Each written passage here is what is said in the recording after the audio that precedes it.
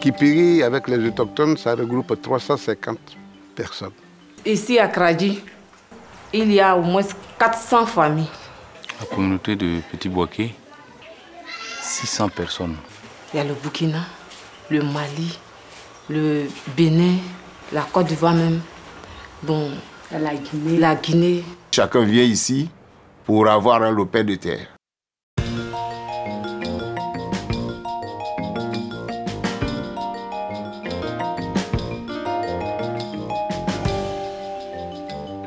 Bon, la superficie de la plantation, ça fait au total 14 hectares. L'année dernière, j'ai vendu 5 tonnes.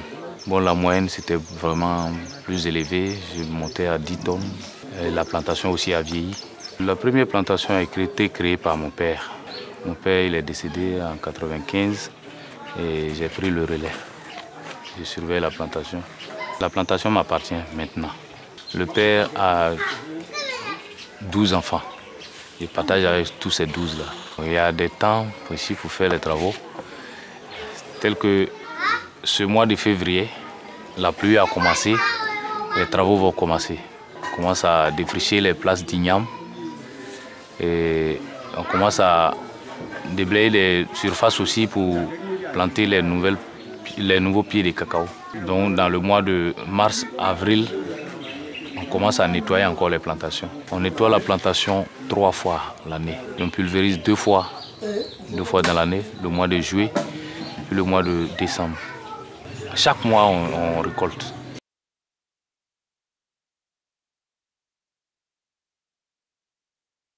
La plantation, ça fait 4 hectares. L'année dernière, j'ai vendu 4 sacs de cacao.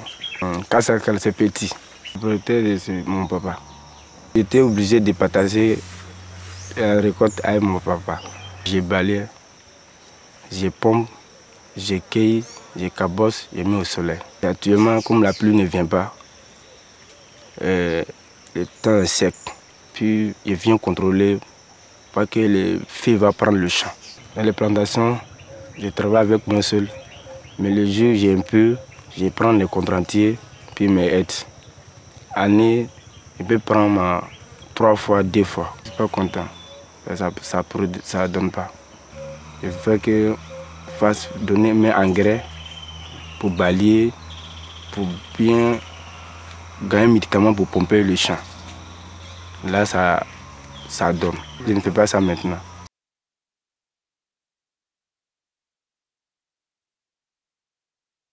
En plantation, ça fait 3 hectares et demi. Ça, des carottes que j'avais récolté l'an dernier, j'ai récolté presque 7 sacs.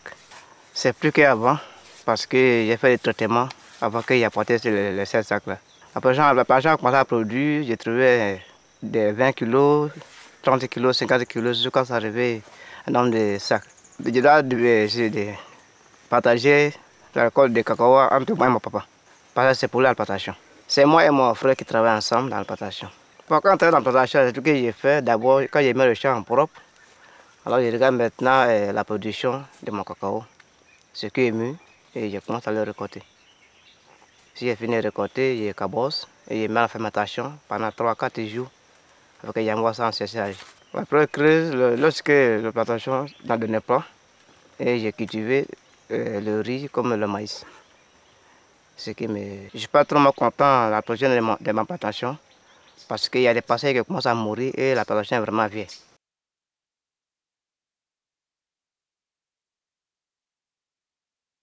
Mon père m'a donné 2 hectares de forêt et c'est moi qui est propriétaire aujourd'hui.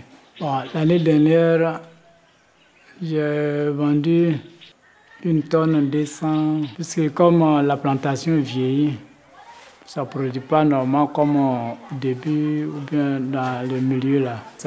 Je vois que ça a diminué parce que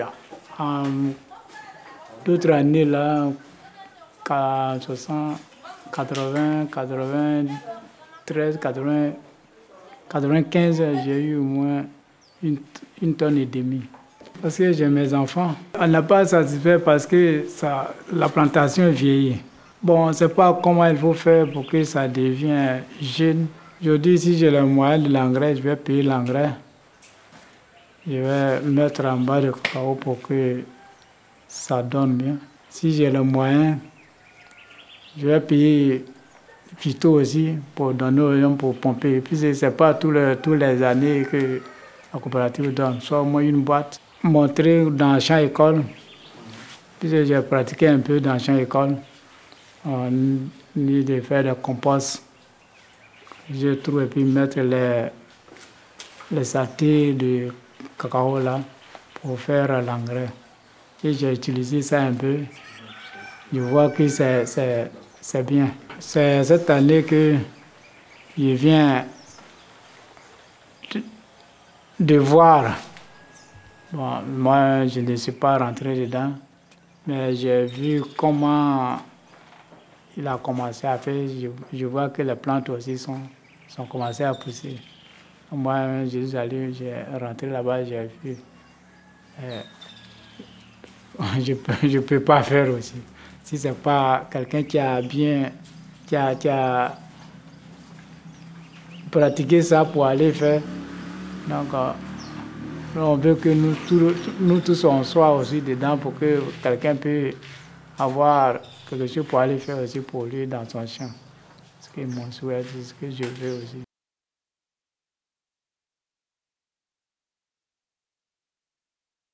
Au jour d'aujourd'hui, il y a 68 hectares de cacao. Vous savez, un problème récurrent en Côte d'Ivoire, c'est que le verger est vieillissant. Et donc le montant que je vais vous donner ne correspond pas du tout à la surface que je vous ai indiqué tantôt. On est autour de 10 à 15 tonnes. Cela profite déjà le problème concernant la fertilisation. En Côte d'Ivoire, il se pose un problème récurrent, c'est celui de la main-d'œuvre. On n'est pas équipé, vous savez, ce n'est pas motorisé, la culture du cacao. À lui seul produit la production du Cameroun, vous savez, c'est pratiquement 45% de la production au niveau de la région à laquelle appartient Kipiré. 45% de la production du cacao de Côte d'Ivoire. Donc il faut des techniques pour mieux produire. Il faut également des moyens à l'extérieur pour aider à la production, donc aider tout le monde à soulever la charge.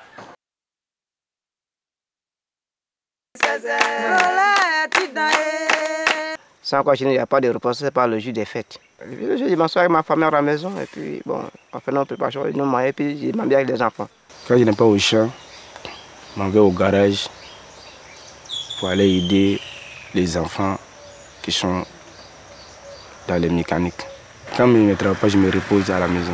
Des fois, quand s'il y a foot, soit au moins on se rend au terrain pour aller voir ceux qui vont jouer, ceux qui vont s'amuser. Il y a des juma, quand il y a des juma, ça tient encore quand il y a quoi jouer, il y a quand. Il y a quand il pète quand on voit ça il est baro, quand baro tient encore quand il est bain, baro il y a besoin il quand on voit. Il y a beaucoup qui vont à l'église. C'est à l'église là-bas on s'amuse. Chaque soir on va à l'église, à Petit Boaké. Chaque soir on chante et puis on danse.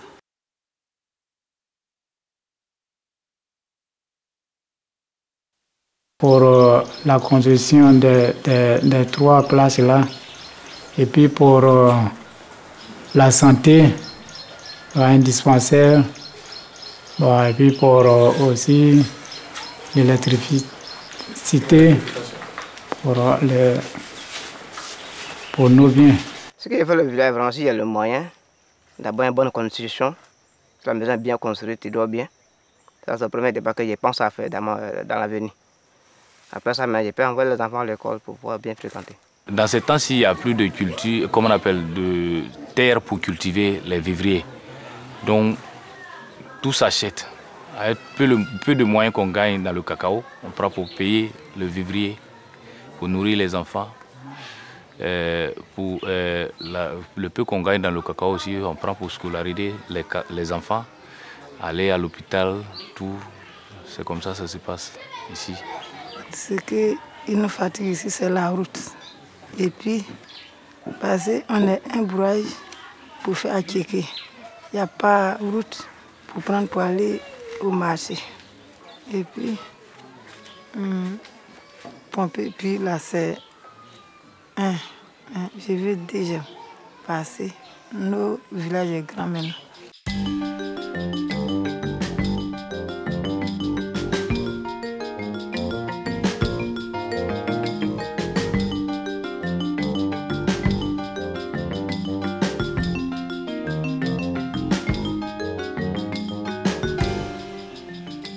L'objectif de la Côte d'Ivoire aujourd'hui, c'est, comme je l'ai dit tantôt, c'est que nous passons d'une agriculture rurale rustique à une agriculture moderne.